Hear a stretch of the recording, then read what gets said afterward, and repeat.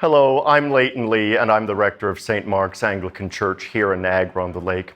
And I want to thank you for joining us as we delve into the history and life of Robert Addison, our first rector. Our thanks go particularly to Donald Combe and to Peter Babcock for their help, assistance, and research into this important and exciting project. I hope you'll enjoy it.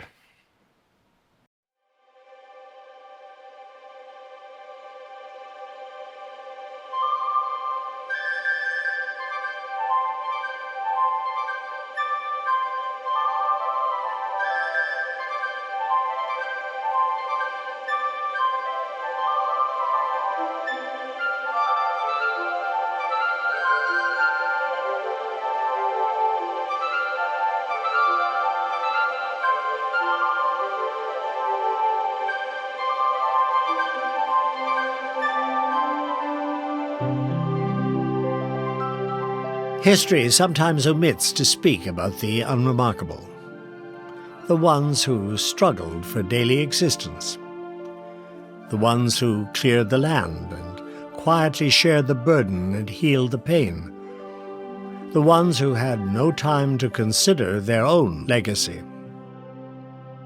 Yet they are often the unsung heroes and heroines of our stories.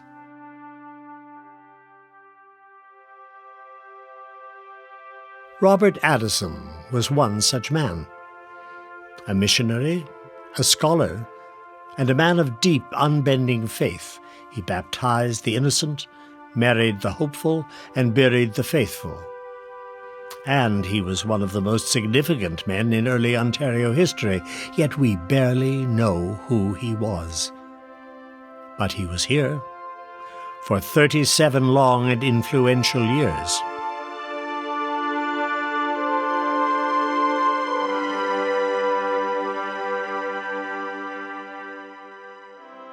Donald Combe is a retired teacher and author.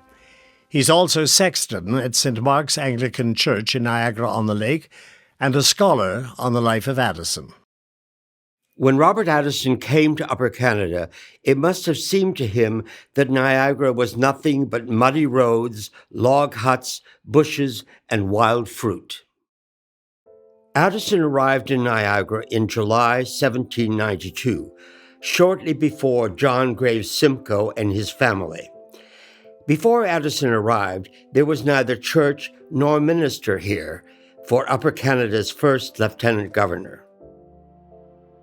In 1792, Niagara was a settlement of well-laid-out lots, newly cultivated farms, lumber and grist mills, with a strong military base on the east side of the river at Fort Niagara. Land treaties were being signed with the First Nations to accommodate Loyalist settlers.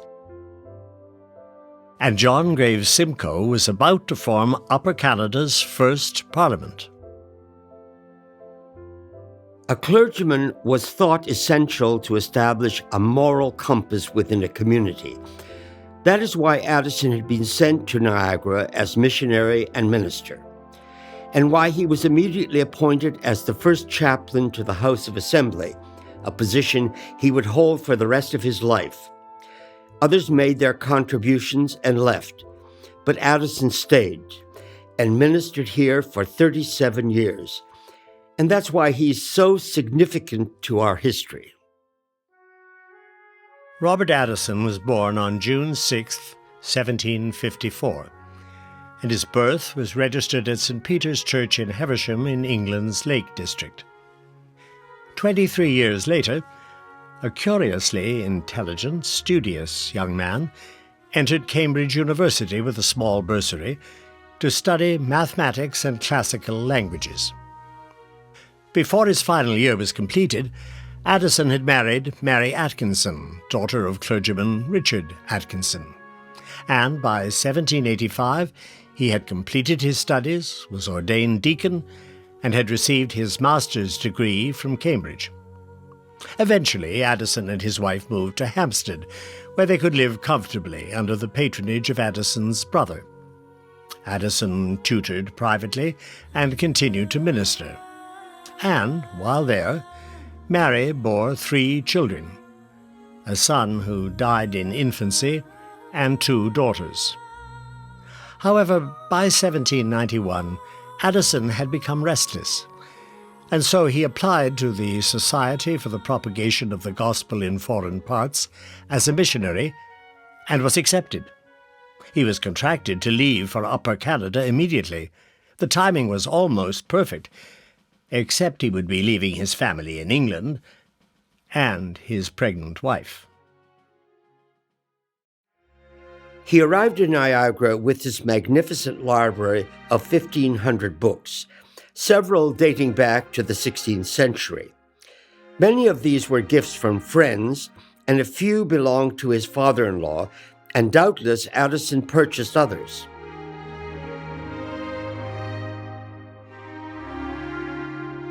I feel very certain that Addison actually held these books. I have a feeling that he maybe didn't read them all, because 1,500 books is a lot of books to be wading your way through. And when Addison arrived, he was 37 and probably needed bifocals, which weren't available at the corner grocery store. So probably there was a lot of squinting and fiddling around, so reading was difficult. And he would have been busy during the day, so by the time he got home, it was just the candle, and that wasn't too good for reading. And the candle played some problems with some of the books, because some of them are very badly burned. And then, in order to preserve the book, Mrs. Addison or one of the girls probably poured a pail of water over the books, and some of them have a lot of mold issues that were dealt with. We do know that a number of them came from the estate of Addison's father-in-law, who was Richard Atkinson. He was also a priest, and on his death, the books were willed to Addison. But we don't know how many books were willed to Addison. It could have been 15, it could have been 100, could have been 1,000. I don't think so, because I think other people donated to the collection. My feeling is that when Addison was about to come to North America, friends and members of the clergy said, look, there isn't a lending library on the corner in this wilderness you're going to, so you better take some stuff that you can have material to read when you get there. So that's where I think many of them came to him in that way. You can see a number of the books have ties on them, and that's because the covers come off. We are in the process of restoring some of the bindings as we have A, money, and B, need.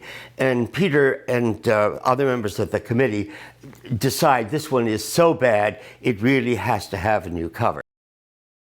This is a book that records the history of Christ's life, and therefore is an excellent reference book that he would share the information with his parishioners. Mm-hmm.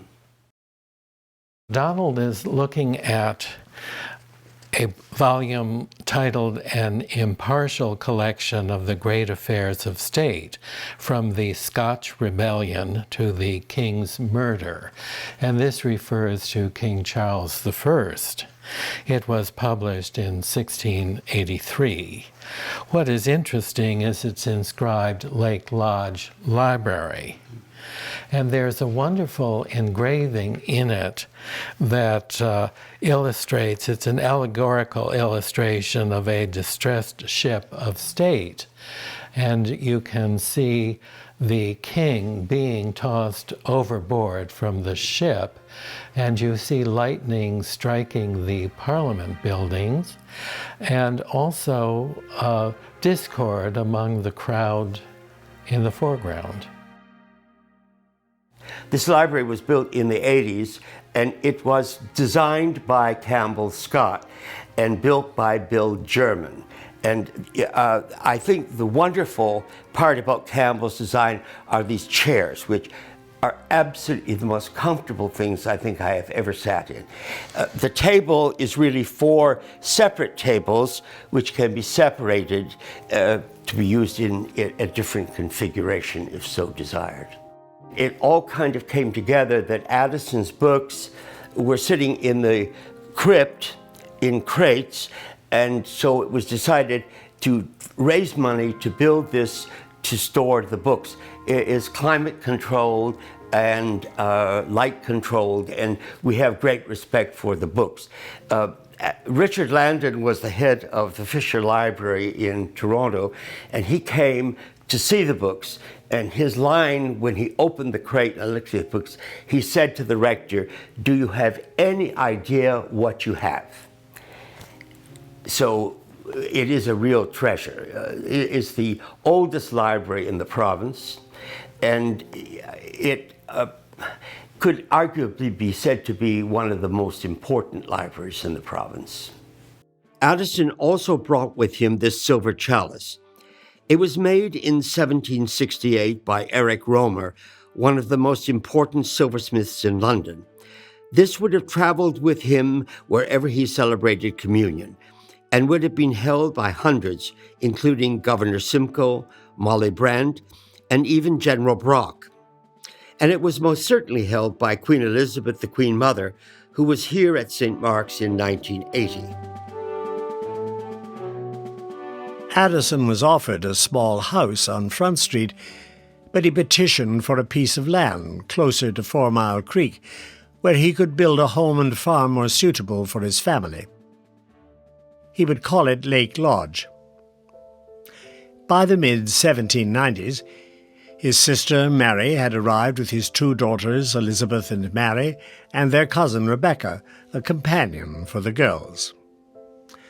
Addison learned that his second son had died, and his wife was unable to make the journey. It's likely she suffered from undiagnosed postpartum depression. Addison wasted no time in building his parish. He offered Eucharistic service wherever people could gather: the Masonic Lodge, the courthouse, the Indian Council House, anywhere people could come together for the Holy Communion. But his parish went from Niagara to Grimsby, Dundas, Ancaster, to the Six Nations of the Grand River, to Long Point and Fort Erie, and everywhere in between. So he was constantly traveling, on foot, by canoe, or on a sleigh in the winter. He learned to follow the shores, the rivers, and the native trails. The town leaders had promised Addison a salary of £100 a year. He received 50.